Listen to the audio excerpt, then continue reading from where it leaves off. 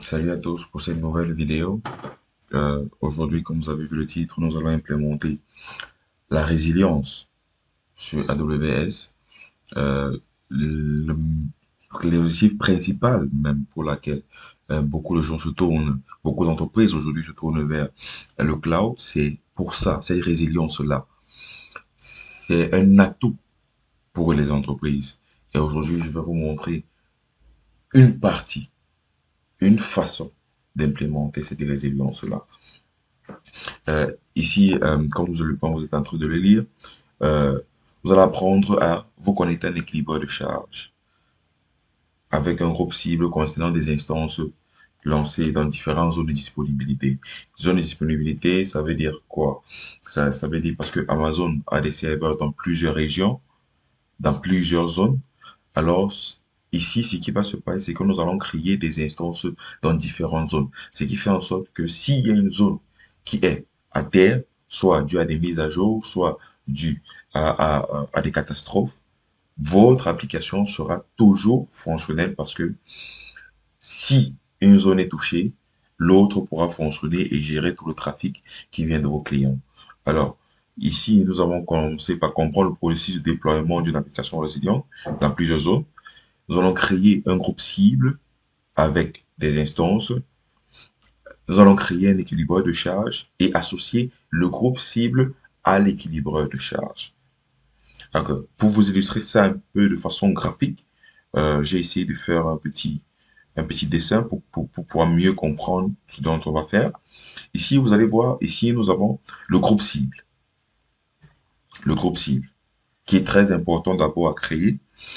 Nous allons créer les instances, les deux instances dont nous avons besoin pour l'illustration. Vous pouvez créer 10, 50, 60 instances que vous mettez dans un groupe cible. Et ensuite, vous créez un équilibreur de charge. Alors, c'est lui qui va se charger de répartir le trafic. Soit répartir le trafic en termes euh, de requêtes des clients, soit en termes d'équilibre pour pouvoir dire cette instance-ci ne va prendre que 50% des requêtes et l'autre instance va prendre 50% des requêtes. Dans le cas contraire, on peut toujours décider de faire un déséquilibre, dire cette instance va prendre 80% des requêtes et l'autre instance va prendre 20% des requêtes. L'équilibre de charge aussi entre dans le sens où vous avez une application dont vous avez fait des mises à jour et que vous décidez de rendre les mises à jour disponibles seulement à un pourcentage de clients, pas à tous les clients. Moi, vous décidez que, OK, 20% de ma clientèle va avoir accès à ma nouvelle application et 80% aura accès à l'ancienne application. À ce moment-là, c'est lorsque vous voulez avoir peut-être des retours de clients pour pouvoir savoir si les mises à jour sont bonnes ou bien il y a des trucs à modifier. Alors, sur ce, nous allons passer directement à la plateforme. Je crois que créer des instances, nous l'avons déjà fait. On va déjà assez fait. Nous allons entrer dans présentement, il n'y a aucune instance qui roule. Nous allons entrer dans les instances. Nous allons créer des instances. Nous allons créer, nous allons faire euh, serveur 1, même. Nous allons prendre, on va essayer d'aller un peu très vite puisque c'est quelque chose qui a déjà été fait dans les précédentes vidéos. C'est bon. Ici, nous allons créer euh, des nouvelles clés. Hein. Bon, c'est vrai qu'on n'allons même pas les utiliser aujourd'hui parce que euh, nous allons utiliser une fonctionnalité que AWS a introduite qui est une très bonne fonctionnalité qui permet à ce que les lignes de code que vous allez utiliser pour mettre à jour votre système d'exploitation et pour installer les serveurs HTTP, vous pouvez directement les mettre lors de la création de l'instance et qui sera fonctionnel lorsque l'instance s'est créée. Donc, je n'aurai pas vraiment besoin de clés pour ça. Donc, je vais aller éditer. Ici, ici, nous allons choisir vous allez voir availability zone, zone disponible, zone disponible. Donc, vous avez plusieurs zones disponibles. Alors, pour ce premier serveur, vous allez mettre la zone 1A. 1A. Ça, c'est la zone 1A. Euh, Nous allons utiliser un security group qui a déjà pratiquement tout, qui a été créé au préalable, qui donne accès, un, au port 80 pour HTTP, 2 au SSH. D'accord? Bon, ici, nous n'avons pas grand-chose encore à ajouter. Alors, maintenant, nous allons aller dans Advanced Details. Advanced Details, on vous allez descendre loin en bas. Il y a une zone de texte dédiée. Ici, c'est ici que vous allez mettre vos lignes de code que vous voulez qu'elles soient exécutées au démarrage de l'instance que vous avez créée ou la machine DJ que vous avez créée. Moi, je l'ai copié dans mon texte ici et je dis, OK. Vous voyez que c'est les mêmes lignes de code. On met à jour le petit système, le système d'exploitation, on installe le serveur, on le démarre et on le permet à ce qu'à chaque redémarrage du serveur, il soit actif. Alors, je mets pour le premier serveur, je vais écrire ici mon premier serveur. D'accord? Je vais copier, tout simplement.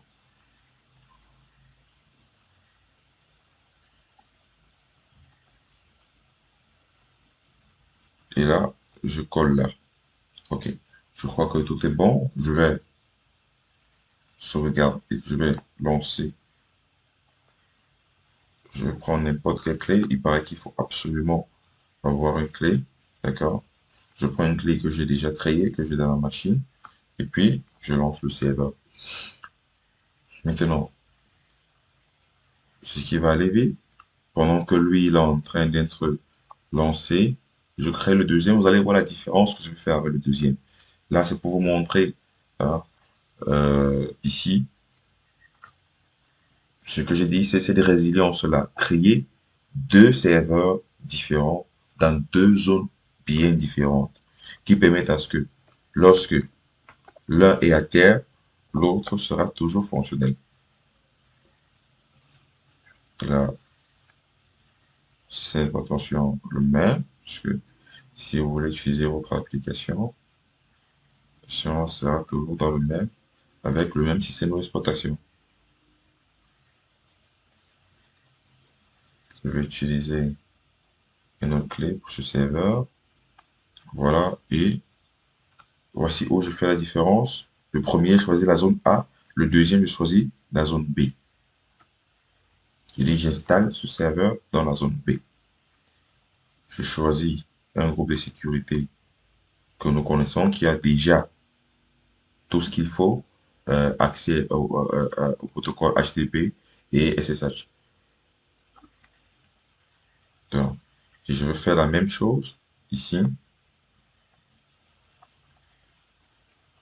Je vais mettre le même code. Alors, je vais changer en disant mon deuxième serveur. Mon deuxième serveur. Que voilà. Et puis, je lance l'instance. Alors, ici, nous avons deux instances.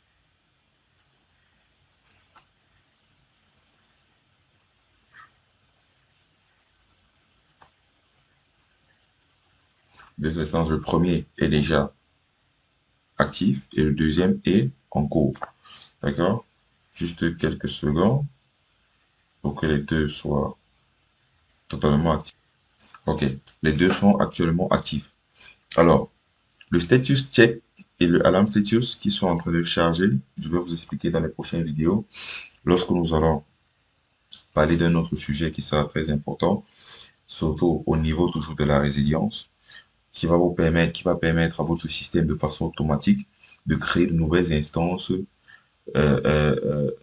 lorsqu'elles auront des problèmes, des bugs, lorsqu'elles seront indisponibles, votre système pourra automatiquement créer de nouvelles instances. On va étudier ça lors des prochaines vidéos, mais pour le moment, ce qui est le plus important, c'est d'implémenter ce load balancer. Alors, nous allons d'abord commencer par créer un groupe cible, qui est ici le target group. C'est la première des choses que l'on fait. Parce que vous avez deux instances dans deux zones différentes. Il faut maintenant donner à cela quelque chose de commun. Il faut qu'il soit dans un ensemble commun pour pouvoir, pour que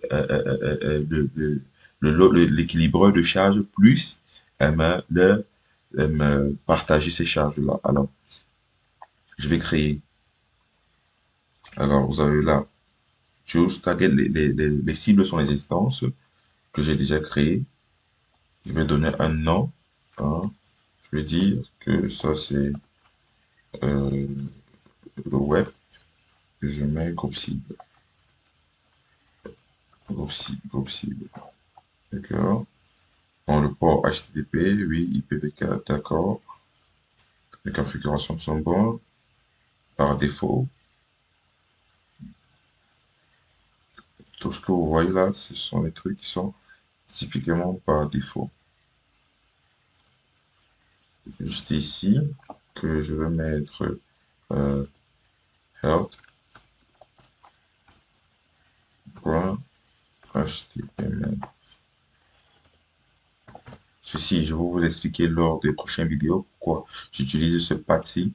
Ça, c'est pour que le système puisse vérifier si l'instance est bel et bien en fonction, si elle n'a pas de problème, si elle n'a pas de soucis, si elle n'a pas de bug, effectivement. Alors, je crois que trafic, ok. Healthy threshold. Ici maintenant, healthy threshold, c'est pour dire quoi? Le nombre de fois où le système vérifie l'instance pour savoir si il est fonctionnel ou pas. Combien de fois le système doit-il vérifier votre instance virtuelle pour déterminer s'il est fonctionnel ou pas? Une fois, deux fois, trois fois, quatre fois, et ça commence à partir de deux fois. Si la première fois, il envoie, il vérifie, il est fonctionnel, la deuxième fois, il vérifie, il est fonctionnel, alors en conclusion, c'est qu'il est fonctionnel. Si vous mettez 2. Mais si vous mettez 5, il devra vérifier, il devra envoyer des requêtes de vérification 5 fois.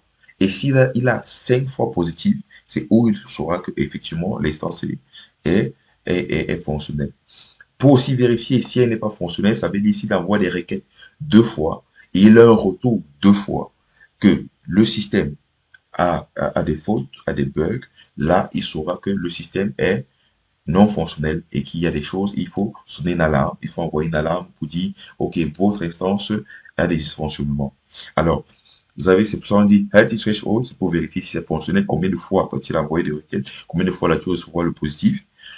Unhealthy threshold, c'est combien de fois là tu recevoir le négatif pour dire ce n'est pas fonctionnel.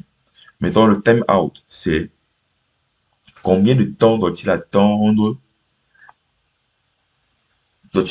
la réponse pour déterminer que le système est est en dysfonctionnement. Ça veut dire que s'il envoie une requête et qu'au bout de 5 secondes, il ne reçoit aucune réponse, il déduit que le système est non fonctionnel. Alors, nous avons, ok, ici, nous avons le code succès. Donc, voilà un peu principalement ce qu'on a au niveau du target group. À ce niveau-là, on va valider, on va aller à suivant, d'accord? Alors, on va sélectionner les deux instances et on va dire include as penny below pour intégrer dans le target group les deux instances. Vous cliquez dessus et vous cliquez directement sur include as penny below. Là maintenant, ces deux instances font partie du target group. Alors, je vais créer le target group. Il est là. Vous voyez, voilà les deux serveurs qui font partie du target group. Alors, maintenant, je vais créer l'équilibre de charge qui est le load balancer. Je viens là, je dis créer le load balancer. J'arrive, je dis Application Load Balancer. Je veux un load balancer qui est basé sur l'application. Parce qu'il y en a plusieurs, il y en a qui sont basés sur l'application, l'autre est basé sur le réseau et l'autre est basé sur le gateway. Alors, chacune de dans les prochaines vidéos, je vais vous expliquer les différences qu'il y a entre chacune de ces fonctionnalités. Pourquoi utiliser application, quand utiliser network et quand utiliser gateway. Ok. Alors, je vais créer à partir d'ici application load balancer. J'écris web. Je mets équilibre de charge. Équilibre de charge. Et si on dit Internet Facing, ça veut dire venant de l'Internet. Ça veut dire que c'est l'Internet qui enverra les requêtes. Je dois regarder ces requêtes de l'Internet. Si c'est de l'Internet, en interne, dans le réseau interne, on vous mettra Internet. Alors, ici, on a VPC qui est le même partout. Ici, on va choisir A et B, même s'il est bien vrai que on peut toujours choisir toutes les zones. Bon, ça dépend maintenant de combien de, de, de, de, de, de machines virtuelles vous avez créées dans toutes ces zones-là. Alors, il faut choisir le, le bon groupe de sécurité, celui que vous avez utilisé pour ces différentes machines virtuelles. Quel est ce que vous avez utilisé? C'est le groupe de sécurité privé qu'on a utilisé pour les deux machines virtuelles, c'est celle qu'on utilise encore ici pour le load balancer.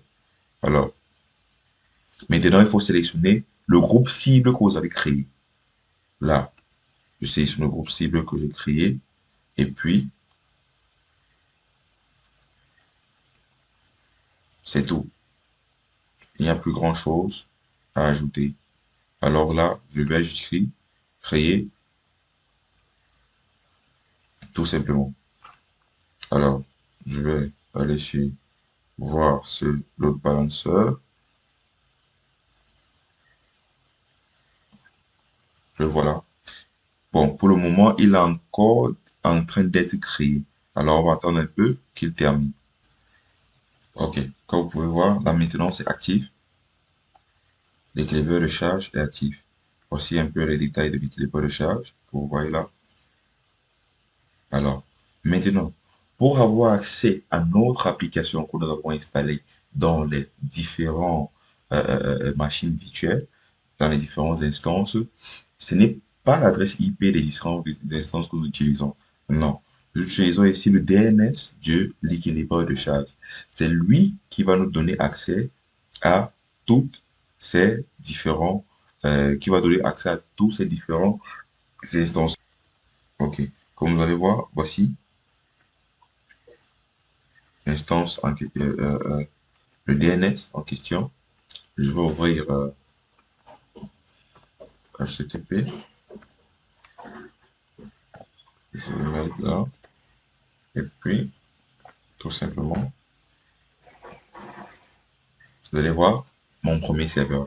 Alors, ce qu'on va faire, on va recharger pour que je puisse vous montrer effectivement comment il équilibre ces charges-là. Ça veut dire que je fais une autre quête.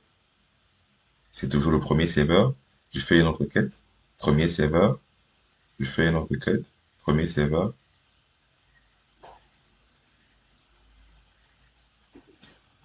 Ok, je vais faire une erreur quelque part sur le serveur numéro 2 que j'ai dû rectifier. Vraiment désolé.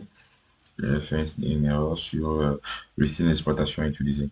Ok, d'accord. Lorsque je vais mettre à jour, vous voyez, mon deuxième serveur, mon premier serveur, mon deuxième serveur, ainsi de suite. Donc, il équilibre les charges entre les deux serveurs en fonction des requêtes.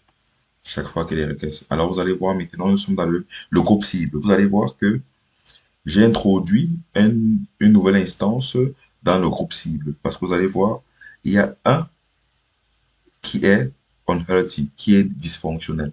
Donc, c'est le serveur que j'ai d'abord créé au préalable. Le deuxième serveur qui était dysfonctionnel. Alors, il fallait que je crée un nouveau. Mais dans les prochaines vidéos, nous allons voir comment nous allons pouvoir configurer le système pour que, à chaque fois qu'il y a une machine virtuelle qui soit dysfonctionnelle, elle crée de façon automatique une nouvelle machine virtuelle en fonction de, euh, du framework ou bien du template que vous lui avez donné. D'accord. Donc, je crois que c'est tout pour aujourd'hui. Je vais vous montrer comment supprimer les différentes ressources que vous avez créées. On sélectionne le groupe cible, on va sur Action, on va sur Effacer. Oui, il faut effacer. Parce que si vous n'effacez pas, bien sûr, vous allez devoir payer certaines charges s'il reste fonctionnel. Après avoir effacé le groupe cible, on va dans le load balancer, dans l'équilibre de charge, on sélectionne, comme il est sélectionné, action, et on va sur supprimer. Et là, c'est assez simple. Et puis, on supprime. D'accord? Ce n'est pas si compliqué que ça. Alors, même chose pour les instances qu'il va falloir terminer. Alors, merci beaucoup d'avoir regardé cette vidéo. Je sais qu'elle était très longue. Et pour vous, aujourd'hui, je vous ai gardé un tout petit message très amusant que j'ai aussi reçu. Ce n'est pas moi qui l'ai écrit, j'ai aussi reçu ça comme ça. Quand un homme t'aime sincèrement, il a honte de te donner l'argent, de fait pour éviter que tu penses qu'il veut t'acheter. Alors vraiment, c'est un respect que nous les hommes, nous avons aujourd'hui envers les femmes. Si on les donne de l'argent, c'est un peu comme les chosifier. Donc je crois que effectivement cette personne qui a écrit ce message a un peu raison, vraiment. Vu qu'aujourd'hui les femmes doivent être respectées, je crois que leur donner tout le temps de l'argent, c'est un peu comme si on était en train de les acheter. Alors, merci beaucoup.